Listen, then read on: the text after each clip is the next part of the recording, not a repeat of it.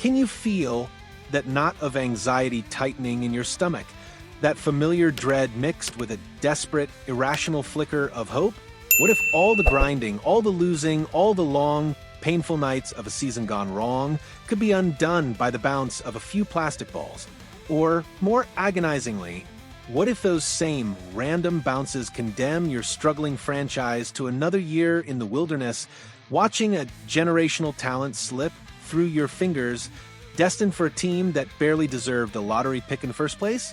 For fans of teams mired in the NHL's basement, the draft lottery isn't just an event. It's an emotional crucible, a high-stakes game of chance where dreams are either born in a flash of elation or cruelly extinguished in a puff of smoke.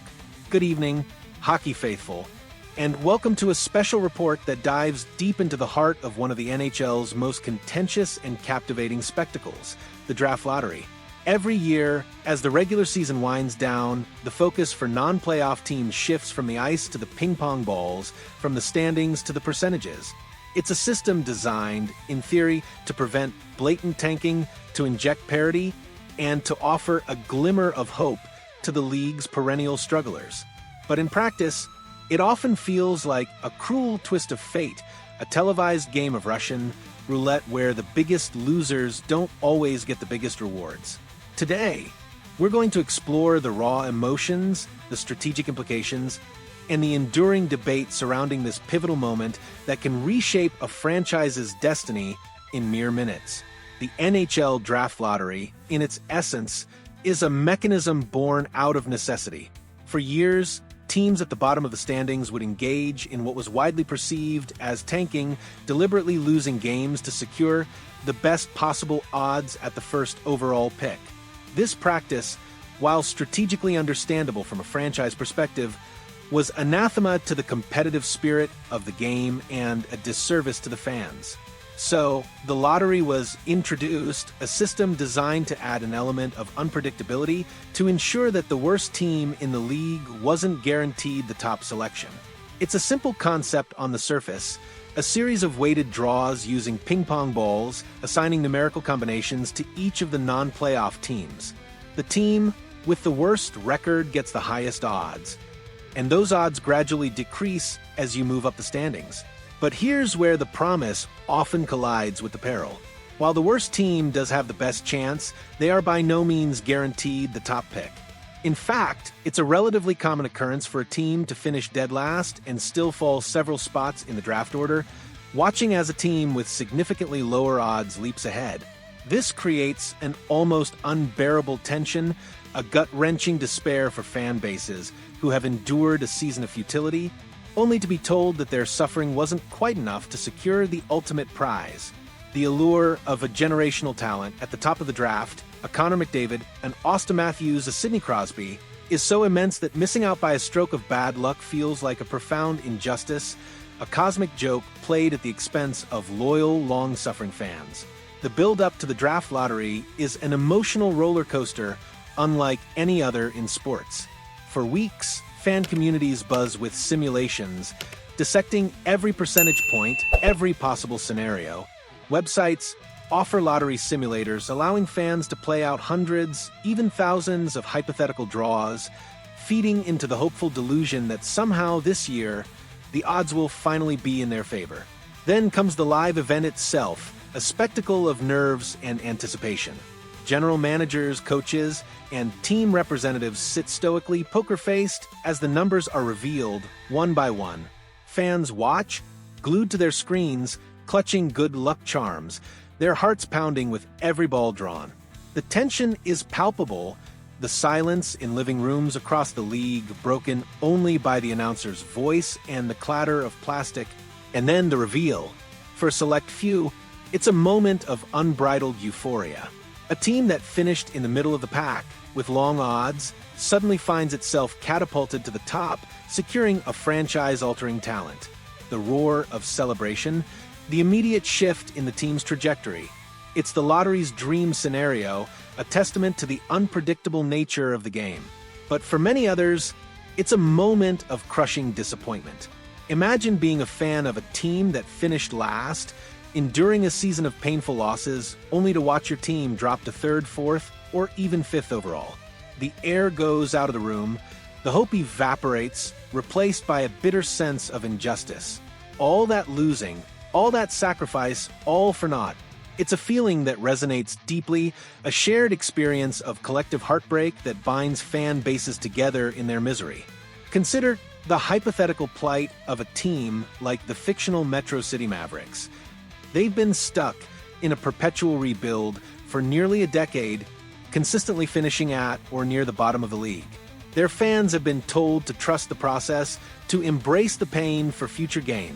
This year, they finished dead last, securing the maximum odds for the first overall pick, a pick that would bring in a truly transformative player, a cornerstone to finally build around.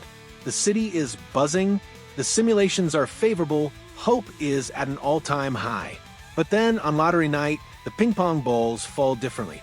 The Mavericks dropped to 3rd overall, while a team that finished 10th, barely missing the playoffs, leaps into the top spot.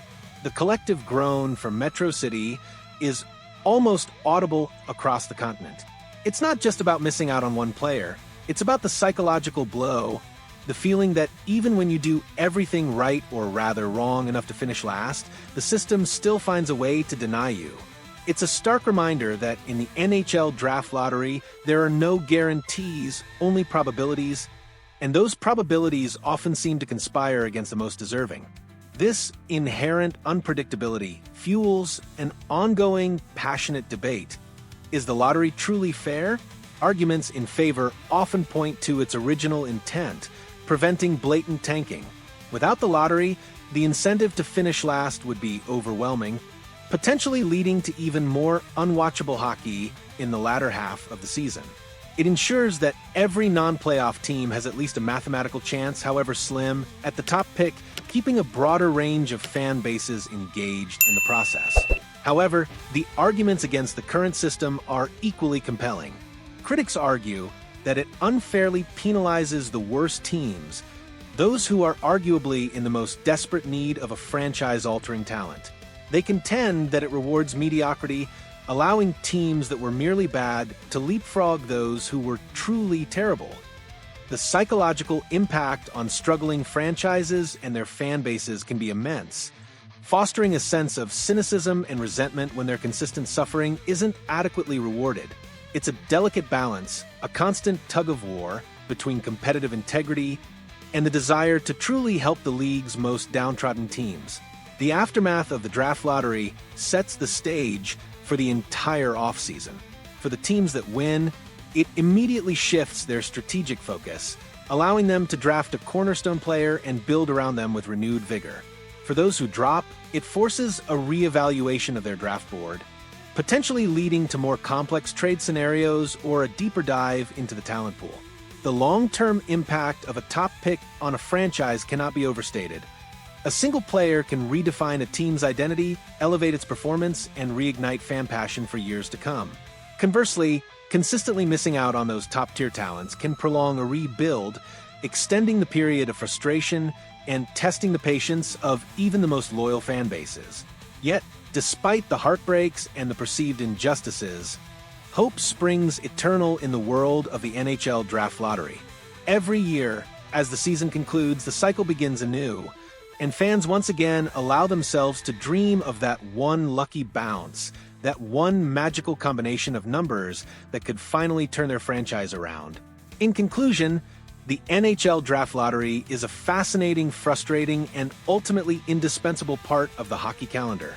It's a necessary evil designed to maintain competitive balance.